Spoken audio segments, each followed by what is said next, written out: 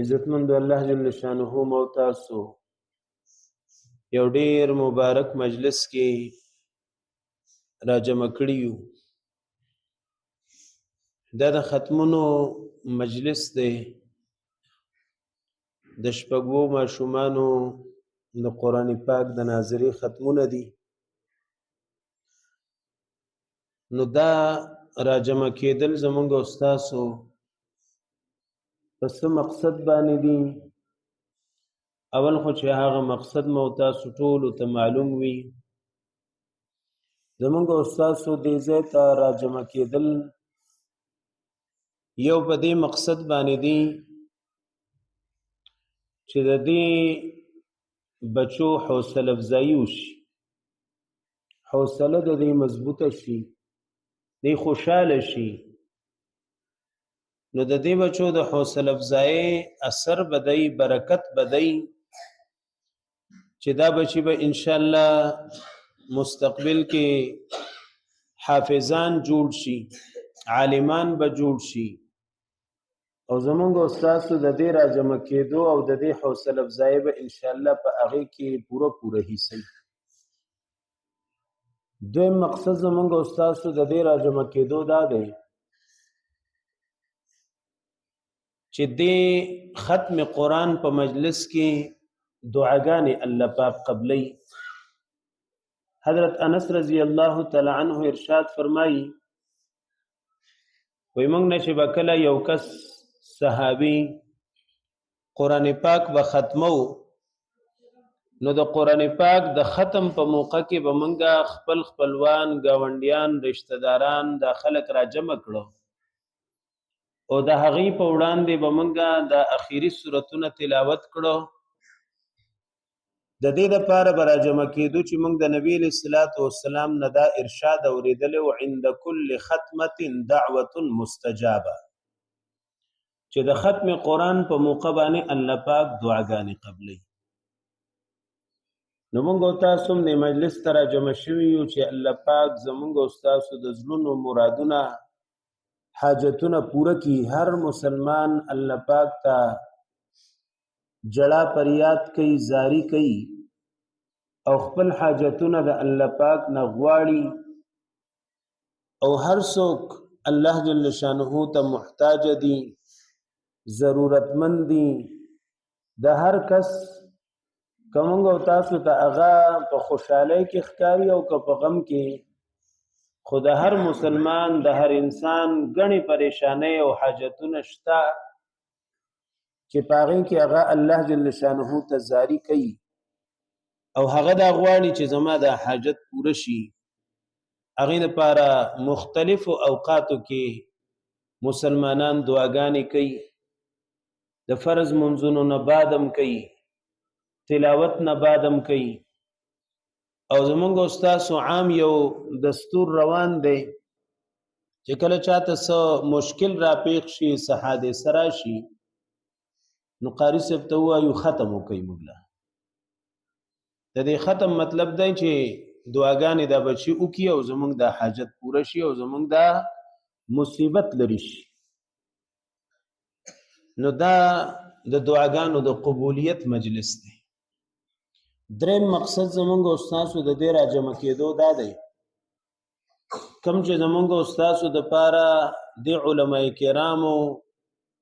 یو موقع جوړه کړې ده او تاسو ته مولانا حیدر علي صاحب هم فرمایل چې دا مجلس موږ د ماسخوتن نه بعد ته په دې وجه باندې کو چې تاسو ټول پکې شرکت وکړئ. د دې شرکت ستاسو د ټولو دا شریکول د څه دپاره دی چې موږ دوه څلور خبرې واورو او هغه په خپل عمل کې راولو، خپل ژوند ښایسته کړو. دا هم زموږ د دې راجمع کېدو یو بنیادي مقصد دی چې دا مجلس علماء کرامو زموږ او ستاسو دپاره منعقد کړی دی چې دې کې موږ او تاسو څه بنیادي خبرې واورو او هغه په خپل عمل کې راولو. نو دا اول چې موږ کوم دوه مقاصد بیان کړه د دې بچو حوصله افزایي، هغه خو ورسره روانه ده او هغې کې به زه د مشرانو ته او د دې بچو سرپرستانو ته دا هم درخواست وکړم چې په خپل کورونو کې په دې خپل کلی گاوند کې دی بچولا داد ورکول پکار دی دی له انعام ورکول پکار دی دی خوشالول پکار دی په دې ختم قرآن باندې نبی علیہ الصلوۃ والسلام چې موت تاسو ته کم فضائل بیان کړی دي نو هغه په داسې انداز باندې بیان کړی دي چې هغه کې مونږ تاسو ته دا سبق هم خي چې د دې بچی په وجه باندې تعالی انعام درکو د دې بچی په وجه تعالی انعام درکو چې کوم بچی ناظره ختم کړه قران پاک په ناظره باندې وې نو سه ارشاد فرمایو نبی علیہ الصلوۃ والسلام وې د دې بچی مور او پلار ته به د قیامت په ورځ باندې یو تاج ور په سر کړی شي چې د هغې رڼا به د نور د رڼا نسی وي دا انعام چاته میلاو شو تاج به دې بچی ته ور په سر کی که مور او پلار ته ورله مور او پلار ته به ور په سر کی دا انعام چې کوم د مور او پلار ته ملاوي کی دا د چا په وجه باندې الله پاک ورکړي د مور او پلار ته د بچی د وجه نه ورکړي د بچی قرآن ختم کو پلار نه دی ویلې قرآن په خپل باندې پلار قرآن نه دی ویلې هغه نه ورزي نه پويږي پی خو چې بچی قرآن ختم کو نو د قرآن پاک د ختم هغه انعام به ور الله پاک مور او پلار ته هم ورکړي مور او پلار ته ورلدا سبق خي چې د دې بچی د وجه نه چې تا ته تاج در په سر کولې شي نو د دې بچی حوصله افزایو کده انعام ورکړي د خوشاله کا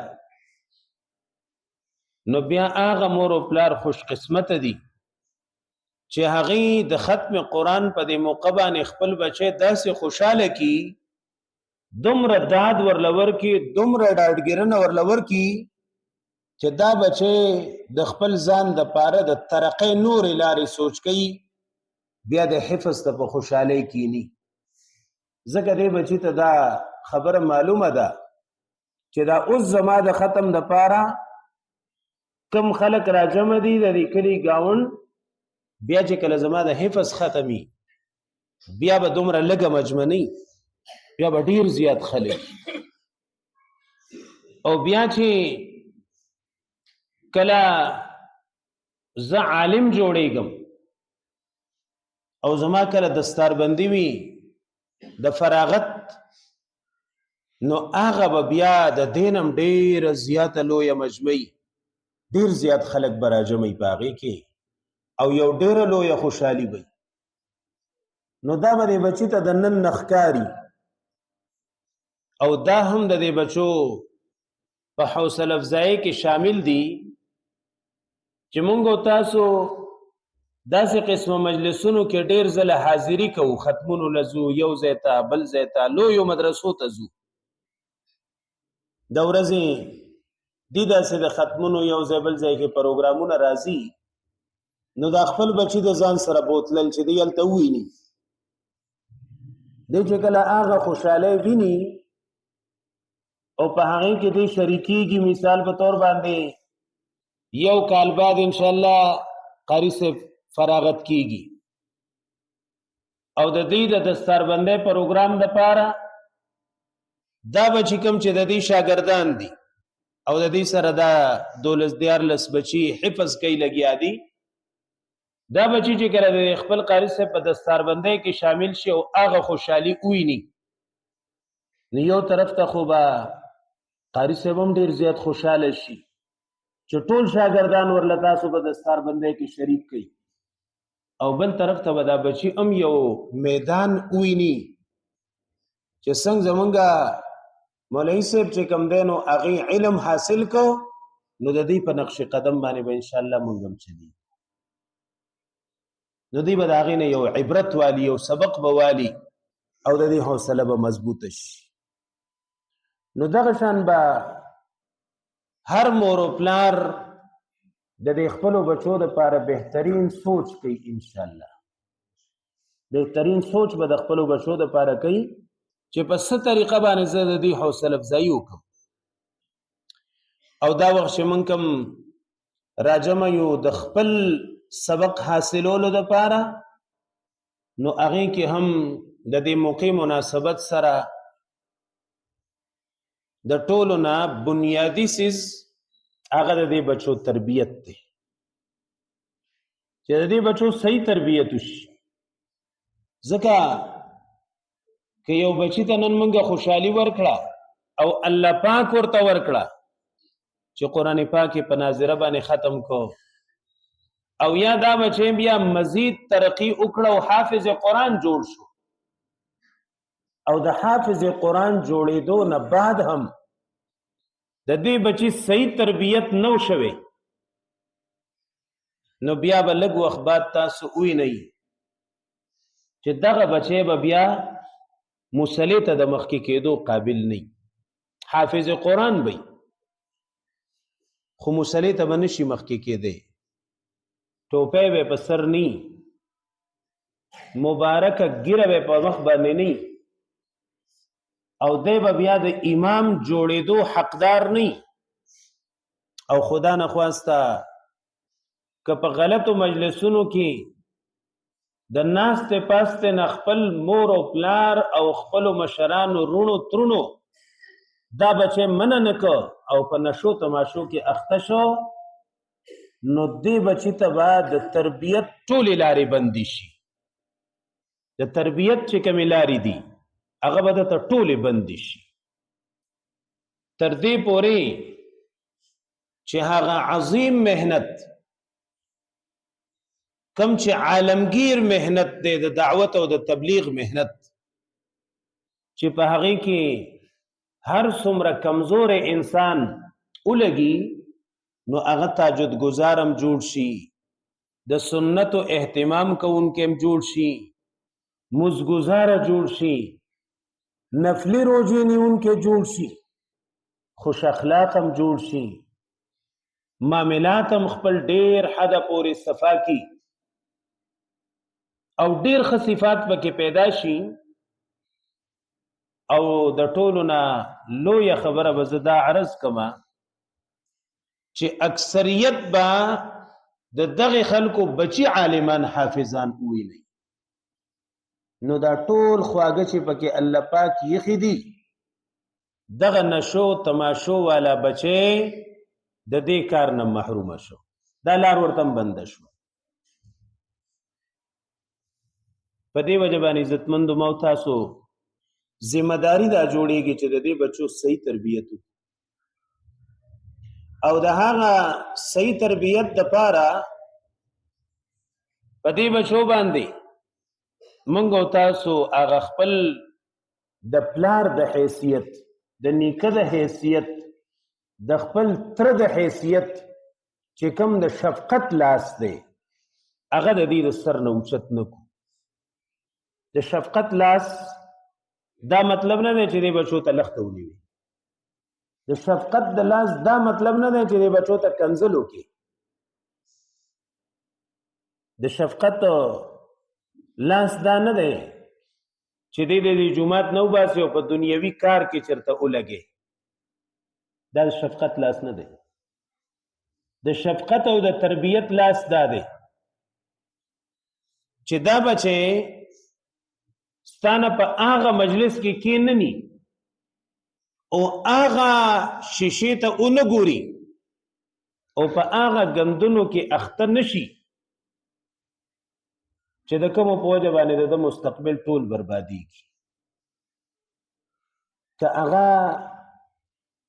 د دې بچي د ماما زامن دی او که د تر زامن دی خو که هغه په بدل لار روان دي نو دا بچي به د هغه خپل رشتہ دارونو هم لري ساتي د هغه گاونډي نه هم لري ساتي چې د هغه قدم په غلطه لار باندې روان شوی دی او په کلکه باندې هغه کې بیا د والو ضرورت نه راځي چې ته کله دا بچي هغه مجلس ته نه پریدي نو د والو ضرورت پکې نه راځي بدته خو صرف دغه وینا کافی دستا چې ته د ځان سره جمعات تراولي سحر د مزد پاره را پاسه د سبق د پاره پټیم راولي د هر یو منځ یې سم نگرانی وکي او چې الله جل شانه د دې بچو د تربیت لپاره څوک منتخب کړي دي دا خپل بچي هغه ته داسې ورسپاري چې هغه د تربيت لپاره الله جل شانه منتخب کړي دي او دلته کېنولې دي په دې مکتب کې او په دې مصلی باندې نو د هغه بچو د تربيت لارې به الله پاک ان شاء الله دې تخي او کولوي په هغه کې دخل اندازي اونکي په هغه کې دخل مداخلت اونکي ها که څه مشوره د ذهن کې راځي بهشکه ادب سره قاری صاحب دي ته وایا نو دا تاسو وی نه چې په دې مکتب کې الله جل شانه دا تقریبا 100 پوری بچي دلته سبق وای او مولانا حیدر علی صاحب مولانا نبی الله صاحب او قمر عباس قاری صاحب دي الحمدلله د دې نگرانی کوي او د هغې لپاره خپل وختونه فارغه کړي دي خپل مصروفیات منتشر کړي دي